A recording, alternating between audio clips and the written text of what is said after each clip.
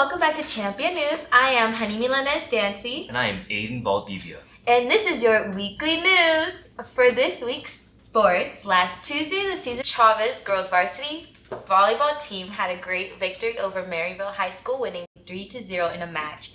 Tonight, the girls will head to Camelback High School looking for another great win. This past Saturday, the girls and boys cross-country team headed up north for a meet in Flagstaff. The team took to the mountains for some bonding and training up in higher elevations. For our Chavez varsity football fans, the champions will take on Boulder Creek tonight at 7 p.m., where they will try to rebound from their devastating loss against Soraro last Friday. The boys' golf team will also play Sabala High School this Tuesday, and the girls will face Tolleson on Monday afternoon. For local news, what was once one of the most popular places to shop in the valley is being developed into a major community for Phoenix residents.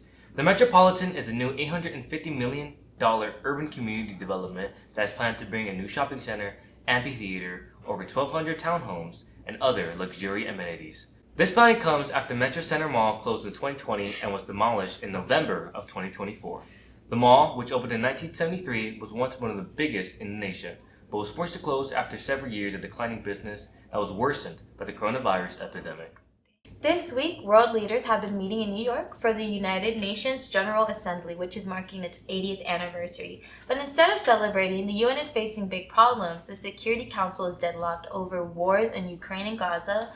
On top of that, the UN has lost almost half its funding, most of it cut by the United States.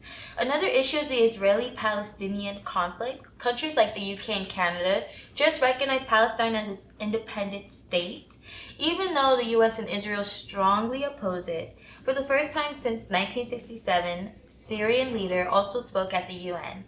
Syrian leader al-Shara pushed for an end to all sanctions. President Trump gave his own speech on the 23rd where he promoted his peace efforts and once again pushed for the Nobel Peace Prize.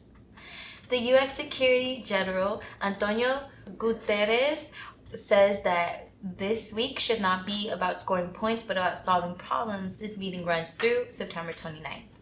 Across the world, for the first time, China has announced that they will aim to reduce the world's highest greenhouse emissions by 2035. President Xi Jinping delivered a video statement to the United Nations where he stated that China plans to reduce emissions by 7 to 10%. This pledge comes after pressure for countries to follow the requirements of the Paris Climate Agreement, an agreement consisting of almost 200 countries that pledged to make attempts of keeping global temperatures from rising 1.5 degrees Celsius over the industrial levels. In 2021, Jinping said that the nation would push for carbon neutrality by 2060. He said that China will expand wind and solar power capacity 6 times greater than levels of 2020, grow forest stocks over 19 million square acres, and turn new energy vehicles into their mainstream new car sales. If China were to lower emissions by just 10%, the emissions would be reduced by 1.4 billion tons per year. That's all the news we have for you today. For more in-depth look, please head over to our website, championnews.org, and we will see you next time. Bye!